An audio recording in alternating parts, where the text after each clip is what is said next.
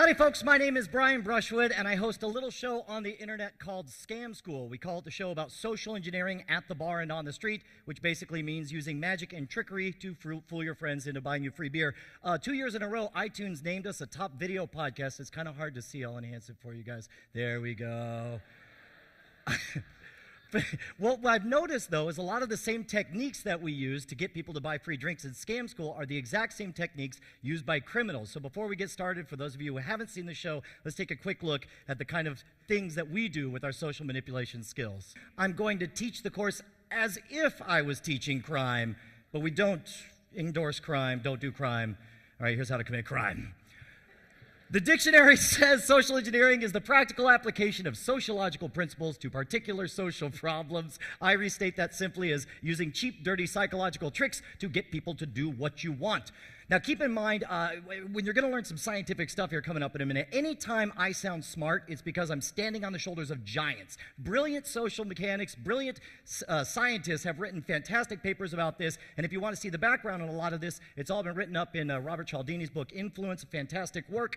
But let's go ahead and get started with fixed action patterns. These are blindly mechanical stimulus response patterns of action that we all fall into. We see it in all kinds of mating rituals for animals throughout the entire kingdom. And the first one we're going to talk about is a study that proved it in turkeys. Turkeys are a very, very smart animal. They can recognize a friend from an enemy. They can solve some problems. But when it comes to taking care of their young, amazingly, they just rely on a very simple fixed action pattern. They listen to the cheep, cheep sound of the young, and it instantly causes them to want to love and protect them. Now, to prove this, scientists do some nutty stuff. They grab a polecat, the natural predator of the turkey. They take a stuffed polecat and pull it on a string right up to a turkey. First thing turkey does when he sees it, want to kick its ass. But then they press play inside a tape recorder inside the polecat. Polecat makes that cheep, cheep sound, and instantly the bird wants to nurture and protect it. So people, when they see this, they're like, okay, that's animals. Animals are dumb, people are smart, we're reasoning, thinking beings. Maybe.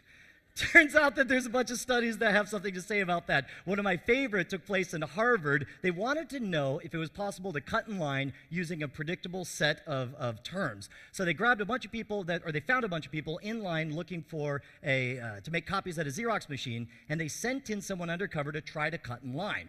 Now, she said all different combinations of terms. For example, she might walk up and say, "Excuse me, I have 5 pages. Can I use the Xerox machine to cut in line?" 40% of the time, people tell her to bug off, but 60% of the time, they let her go straight up to the front. Now, this blows me away, because when I see 60% just for walking up and saying, "Gimme," but they went a step farther. They tried all different combinations. They also had her go up to the front and say, "Excuse me, I have 5 pages. Can I use the Xerox machine? Because I'm in a rush." And just that little addition of "because I'm in a rush" caused it to jump to 94% success. Now, when you think about this, you're like, okay, it's obvious. She gave a reason, they thought about the reason, they decided it was a good reason, and they went ahead and let her go to the front. Turns out that's not the case, because the magic word is "because." As long as she said the word "because," people didn't even pay attention to what came next, because they assumed that it was a legitimate reason, and they let her go to the front of the line. She even came up saying nonsense stuff. For example, "Excuse me, I have 5 pages. Can I use the Xerox machine? Because I have 5 pages. 94%, straight to the front of the line. So, of course, how can we use these things? Now, we're going to take advantage of 3 psychological backdoors. The first one is most obvious. I think most of us are aware that when you like someone, you're most likely to grant them a favor or do them a favor. Now, of course, you can rely on your natural charm and your wits, but there's also ways to induce a feeling of liking in another person. And the oldest book I think is still the best, How to Win Friends and Influence People. It's full of fantastic stuff, like make sure to talk and ask questions about them. People like to think and talk about themselves. Make sure to use their name, remember their name often, call them on birthdays, that kind of thing.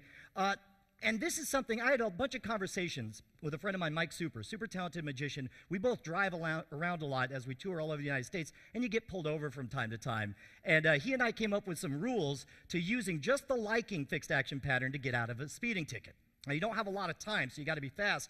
First of all, you got to relax. It's just a ticket. If you get that adrenaline rush, if you're nervous, the side effect of adrenaline is it makes your fingers tremble. When your fingers tremble, it makes the cop nervous. Cop gets nervous, you get a ticket.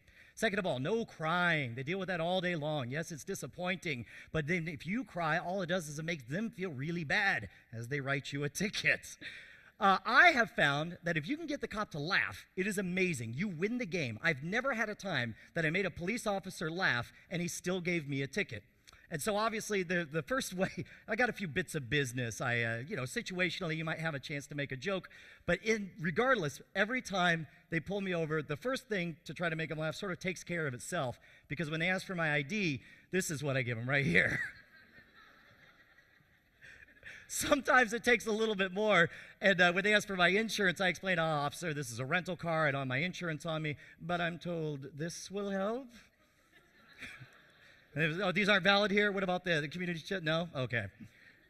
So if you can get yourself into a position where you're having a real conversation with them, and of course if you're not going 90 in a school zone, the odds are you can work your way to getting just a warning. My friend Brett Rounceville put it best. He said, I know that if I was their friend, there's no way they'd give me a ticket. So the moment I'm pulled over, I figure I got 3 minutes to become their friend. Second backdoor is reciprocation. This is the idea that we hate feeling indebted to somebody else, and no matter what the item is, we want to return the favor to people. And there was an interesting experiment in order to prove this. Dennis Regan of Cornell put together a fake art appreciation experiment where he grabbed people. One was a real tester, one was a fake tester, right? So Mr. Real Tester and Mr. Fake Tester spent all day rating art, saying how they liked it on a scale of 1 to 5. I forget the details. But at some point during the day, Mr. Fake Tester vanishes. And then he comes back one of two ways. In Group A, he came back with nothing. In Group B, he came back with a couple of Cokes and a story about how he went to the bathroom, grabbed himself a Coke, and I figured, hey, what the heck, I'll get one for this other guy as well, so here's a free Coke, right? And then the two of them went back to studying art. Now, at the end of the evening, everybody had the exact same situation. Mr. Fake Tester said, hey man, I'm doing this raffle, and if I sell enough tickets, there's a chance I could win a car. So if you don't mind buying some, as many as you can, the more the better. Amazingly, under reciprocation, when somebody was given a Coke earlier in the day, they bought twice as many tickets as without reciprocation. Now again, on the surface, you look at this, you say, well, Brian, you already said when you like someone, you want to do them a favor. Maybe he just enjoyed the Coke, thinks this guy's a cool guy for buying him a Coke, and gives him twice as many tickets. Turns out that in the exit surveys, even if people actively disliked Mr. Fake Tester, they still bought twice as many tickets. So these are fixed action patterns right here. Now, the Hare Krishnas have done a fantastic job with this. They make sure to give away gifts like the Bhagavad Gita or a flower and then ask you for something in response. You guys could take advantage of this. For those of you who flew in, if you want to get free drinks or possibly an upgrade to first class on your way back, just keep your bag full of M&M bags. And whenever you run into someone, just say, hey, man, I figure you're working really hard. You could use a little snack. Costs you like 35 cents if you buy them in bulk, and yet the perception of the thoughtful gesture could benefit you in the way of a full first-class fare, right? Now, the important thing is it's important that this not look like a bribe. If anyone thinks they're taking a bribe, they get very squirrely and they feel very bad about it. So what you want to do is take advantage of what magicians call time delay. This is a case where you give the gift early, you wait to let it simmer, and then later you find yourself in a position to ask for a favor. That feeling of reciprocation will stay residual for a long time. And the amazing part is regardless of how expensive is the initial token, you'll get something of value in return. Now, on the show Scam School, we actually explained that you don't even have to have a physical object to have somebody want to reciprocate. It could be an awesome story, it could be a good joke, it could be a magic trick, and that's why pretty much reciprocation and liking gets you free beers using Scam School. So what we do, we want to grab people's attention by getting somebody engaged, right? So you're at the bar and you don't know anybody there, but you want somebody to pay attention to you. So we have 3 different classes of tricks. We got openers, tweeners, and closers. Let me show you. You guys want to learn a trick? 3 people. Yes, Brian, I do. This is something that you could do whether or not anybody's paying attention or not.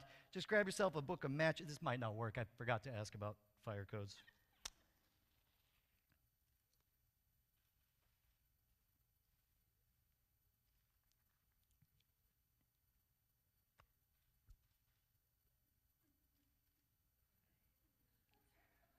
You guys like that? You want to learn that? All right, here, I'm going to teach you guys something about this. Here's the thing. When you strike a match, you'll notice that there's initial sulfur flash, just a little bit of smoke there. When it burns, you got almost no smoke. When it goes out, that's when you get the most smoke, right? It turns out that if you inhale whatever that sulfur poison is, pretty sure this kills you. It turns out that it'll actually take all the water vapor out of your lungs and manufacture smoke from nowhere. So this, what you do is you bend over, you hunch, you strike towards your face like this.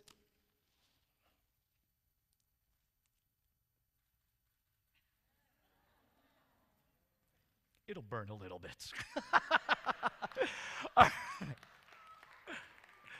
So when you do an opener, hopefully you've grabbed their attention, but the important thing is they're going to ask you to do it again. Never do it again. Once is a trick, twice is a lesson. Next up, you want to follow up with a tweener.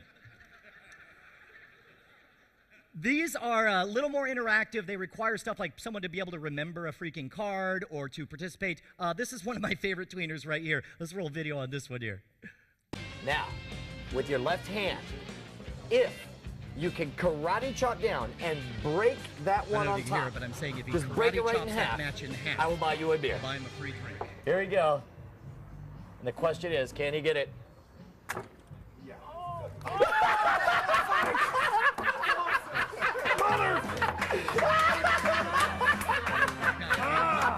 The rest of his friends on my side. And then finally we have these payoffs. These are the closers. These are something that if you get somebody to even jokingly promise to buy you a beer, if A, B, or C, if that is my card, or if you did predict my number, then what happens is people have a need to feel consistent. They don't like to, in public, make a promise that they don't intend to keep later on. And hopefully by this point you built up enough rapport that they'll feel good about buying you a drink. So you get a third back door is the most powerful. It's the authority fixed action pattern. Now this one is so potent that it's used very often by con men to defraud other people.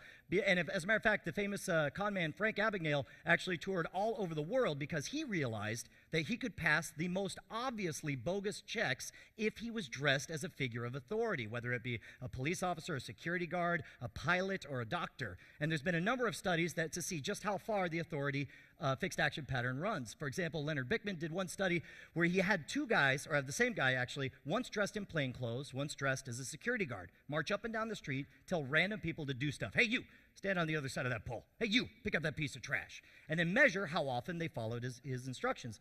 42% of the time when he was dressed just as a regular guy, 92% of the time when he was in uniform. And keep in mind, he's got no jurisdiction. Anyone could go rent a security guard costume. Here in Texas, they figured out that the uniform can be nothing more than a well-tailored suit. For example, they went to a busy intersection where people were often waiting for the crosswalk to go, and they had two guys. The same guy actually either dressed in a well-tailored suit or in plain clothes, and then they would have him start jaywalking, and they would count how many people followed him along as he crossed the street. And it turns out when he was dressed in a suit, 3 times as many people would follow him across. And now these are the trappings of authority. Now, of course, I tour with a stage show, and I'm dressed in jeans and a t-shirt. I dressed up to you guys so I could look like an authority. But for example, for me, I use my business card. This is a way to grab people's attention. This thing is an authority trap. You see, you got awards. Nobody knows what any of these awards are. They just see laurel wreaths, and they're like, oh, awards. You got a quote from Jay Leno. Oh, you're on Jay Leno. And oh, no, I was on his show. I don't want to start any rumors. And of course, an engaging photo. For example, look at me. I'm right here. I'm giving a talk here at TEDx. Why? Because I have 0 qualifications. I'm here because I host a show on the internet called Scam School. How did I get to host a show called Scam School? Well, I wrote a book called Cheats, Cons, Swindles, and Tricks, 57 Ways to Scam a Free Drink. Who was the publisher of this book? This guy. It's a house of cards. But if you have the trappings of authority, then people respect you for it. But in the 10,000 copies of this book I've given away, the first run of them, I stapled them myself. Not one person has said, and who is the publisher of this book? You can also use the trapping of credentials. If you want to get backstage at any concert, just find the poster, slap the words all access on there. It really doesn't even matter if it matches the ones everyone else has. You can get badges that say just about anything. As far as I'm pretty sure there's no government authorized auto repossessor. And of course, you can get printers that laminate badges and print out whatever you want. But the amazing thing is the folks who are working at the gates at concerts, they're not even looking at your credentials. They're looking at your body posture. They're looking at whether or not you match the dress for everyone else. So they're watching the way you talk. And of course, if you want to get past somebody, one of the things you can try is you can do stuff like using the word because. You're like, oh, no, I got to get backstage because they're already tuned out. They know that you have a reason and that it's going to be a fight if they try to tell you no. So use the word because. You can also use an old sales trick, which is, remember, the person asking the questions is the one in charge of the conversation. So try this next time you want to get past somebody. You walk by, you're like, oh no, I got to get backstage because I got to get backstage in time for the thing. And then they're like, what's going on? They're like, do you know where Becky is? Becky, I'll go find Becky. I'll be right back. And off you go. As long as you're asking questions, you're in charge. I'll tell you what, I'll leave you with one little gem here. If you guys, how many guys fly a lot? How many guys wish you could take twice the liquids past the TSA? Hypothetically. Hypothetically, you know that you guys can only put so many liquids in one of those, I think it's a 1-quart bag. Theoretically, if you had 2 of those bags and they were in different bins, I don't see how the TSA would know. And that's it for me. I'm Brian Brushwood. Thank you guys so much.